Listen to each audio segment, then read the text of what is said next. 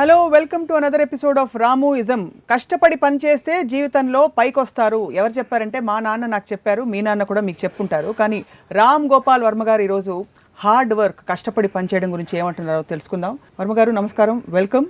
మీరు ఇష్టపడి పైకి వచ్చారా, కష్టపడి పైకి వచ్చారా? కష్టపడితే పైకి వస్తారు అనేది అఫ్కోర్స్ నేను విన్నాను, మా చిన్నప్పటి నుంచి నాకు చెప్పారు. అది నా ఉద్దేశంలో కూలోళ్ళే కష్టపడతారు.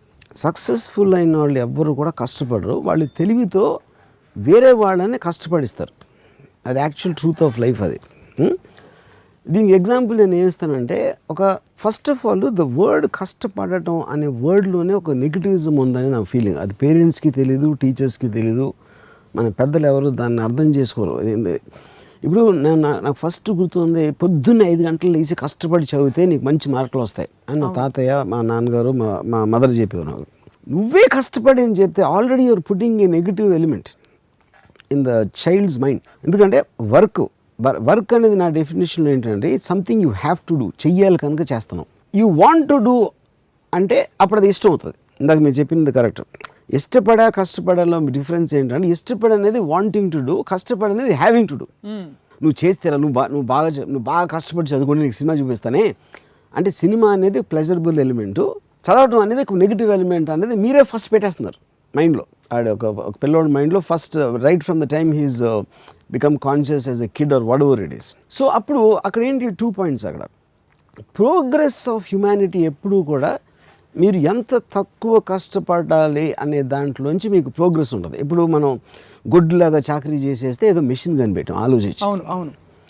ఆ మెషిన్ కష్టపడే వాళ్ళందరినీ వాళ్ళకి ఫ్రీ చేసేసి వాళ్ళ పని అంతా అది చేసేస్తుంది.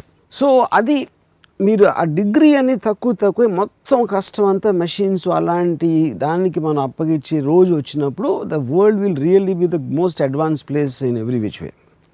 కష్టపడటం అని చేయకూడదు ఎవడు అసలు.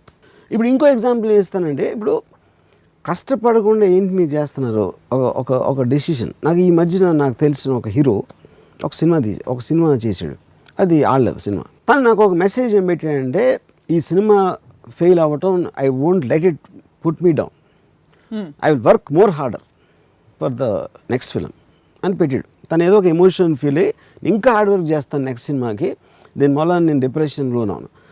నేను తనకు ఫోన్ చేసి చెప్పాను, అంటే ఇంకా హార్డ్ వర్క్ అంటే ఈ సినిమాకి 7 గంటలు లేస్తే దాన్ని 4 గంటలు లేస్తావా, లేకపోతే నీకు ఇందులో నీకు 5 ప్యాక్లు ఉంటే 7 ప్యాక్లు ట్రై చేస్తావా, ఇంకో గంట సేపు ఎక్కువ జిమ్లో ఎక్సర్సైజ్ చేసి, వాట్ డూ యూ మీన్? కష్టపడటం ఏంటి దాంట్లో? నువ్వు ఒక డెసిషన్ తీసుకున్నావు ఒక సినిమా చేయడానికి, ఒక డైరెక్టర్ మీద డెసిషన్ తీసుకున్నావు, ఈ సీన్ ఎట్లా చేయాలని కొన్ని నిర్ణయాలు తీసుకున్నావు. ఆ నిర్ణయాలు తప్పైనాయి. ఆ నిర్ణయాలకి కష్టానికి ఏంటి అసలు? దానికి no, it is about decisions. ఇప్పుడు నా శివాలో ఒక సాంగ్ ఉంది, లెక్కలు ఎక్కాలు తెలవనోళ్ళు లక్కుతోటి లక్షలలో మునుగుతారు. అంటే ఇప్పుడు ఏంటి, కష్టపడి చదివే వాళ్ళందరూ కూడా ఎవరో వాళ్ళ దగ్గర పని చేస్తారు. సో ఇప్పుడు మనం పని అనేది డిఫైన్ చేయాలి. ఇప్పుడు ముఖేష్ అంబానీ పని చేస్తాడా? అఫ్కోర్స్ చేస్తాడు. అప్పుడు మీరు ఇప్పుడు ముఖేష్ అంబానీ కూర్చుని ఒక ఇది ఉంది, ఇక్కడ ఉంది, ఇది ఇక్కడ డైవర్ట్ చేయండి, లేకపోతే ఈ ఫలానా ఎనర్జీకి మనకు మంచిది ఉంటుంది, దానికి కొంతమంది పెడతారు, మీరు స్టడీ చేయండి. అదే అప్పుడు ఆ కష్టం ఎక్కువ, లేకపోతే గొడ్డులా కష్టపడటం ఎక్కువ. సో అది డిఫరెన్స్. కానీ మనకేంటి, మన చిన్నప్పటి నుంచి మన పేరెంట్స్ అందరూ గొడ్డులా కష్టపడటం నేర్పిస్తారు. They will not let us think. That is the fundamental problem. Smart work and hard work. Yeah, I mean అది వర్క్ కాదు. ఇప్పుడు ఆయన ఎంజాయ్ చేస్తాడు, Mukesh Ambani will enjoy doing it. తను స్ట్రెస్ ఫీల్ అవ్వడు, ఎందుకంటే is making things grow.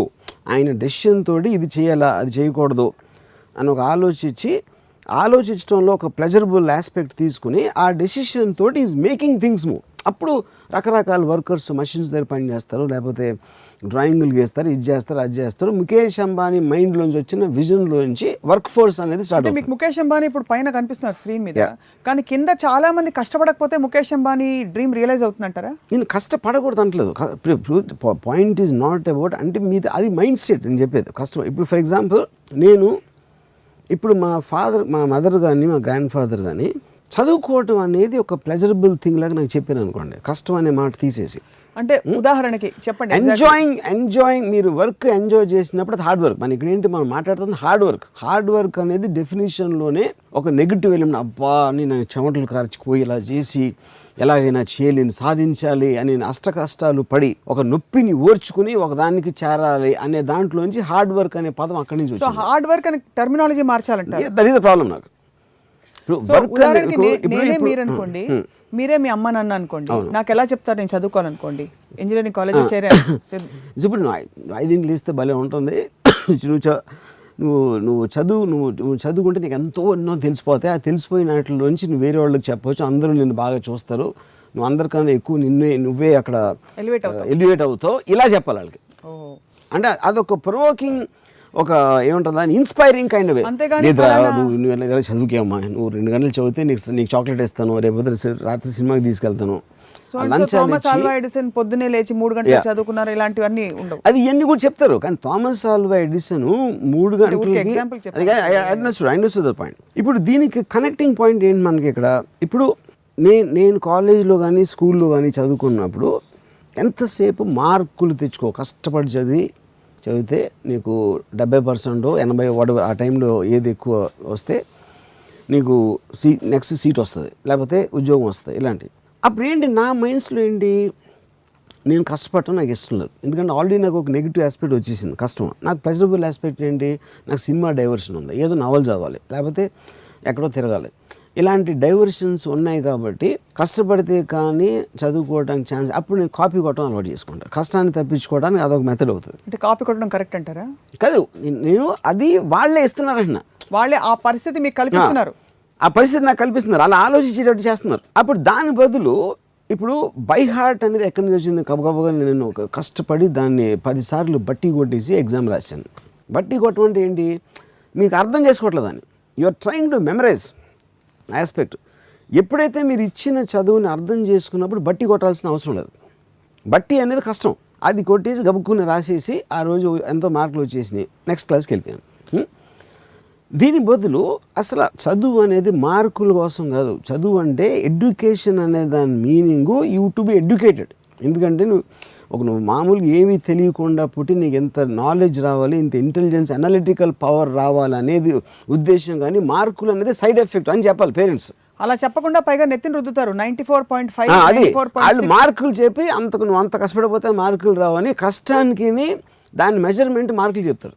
So that is when you are first of all you putting a pressure. Already నువ్వు చాలా కష్టపడాలి. అంటే ఇందాక నుంచి మనం మాట్లాడుతున్నది in the context of student life మాట్లాడుతున్నాం ఎక్కువగా, బికాస్ చదువు సేమ్ థింగ్ ఎక్స్టెండ్స్. ఎందుకంటే మనకి ప్రోగ్రామింగ్ అక్కడే స్టార్ట్ అవుతుంది కదా. మనకి టోటల్గా ఫస్ట్ టైము కష్టం అనే వర్డ్ మనం చిన్నప్పుడే వింటాం. చిన్నప్పుడు ఎలాగో మనకి పని చెప్పరు కాబట్టి చదువుకోవడం అనేది దాంట్లోనే కష్టం అనే వర్డ్ వస్తుంది. ఫస్ట్ టైం మన ఒపీనియన్స్ ఫామ్ అయ్యే వయసులో వచ్చేది చదువుకి రిలేటెడ్ ఉంటుంది కష్టం. మీరు పెద్ద అయిన తర్వాత మీకు పని, మీరు ఉద్యోగం, లేకపోతే మీరు చేసే మెకానిక్ పను, ఈ పను, కూలి పను, ఏదో పని, వడవర్ పని, దాంట్లోంచి సెకండ్ డిగ్రీ ఆఫ్ కష్టం. కష్టపడి పని చేయడం ఇంతవరకు అర్థమైంది. కూలి పని రెఫర్ చేస్తే ఫిజికల్ లేబర్ కి, మాన్యువల్ లేబర్ కి మాత్రమే వాడాలి, మిగిలిన పనులన్నిటికీ కష్టపడి పని చేయడం. స్టేట్ ఆఫ్ మైండ్ అన్నాను. ఇప్పుడు సపోజ్ బ్రూస్లీ 8 గంటలు ప్రాక్టీస్ చేసేవాడు మార్షల్ ఆర్ట్స్. అది ఫిజికల్ కష్టమే కాదు, ఫిజికల్, కానీ he use to enjoy it. ఎందుకు తను ఎవరు గన్ను పెట్టట్లా, తను ఇష్టపడి తనకు ఒక అబ్సెషన్ అయింది కాబట్టి ఆ పంచింగ్ బ్యాగ్ కొట్టు, ఇది చేసో అది చేసో ఏదో చేస్తున్నాడు బ్రూస్లీ.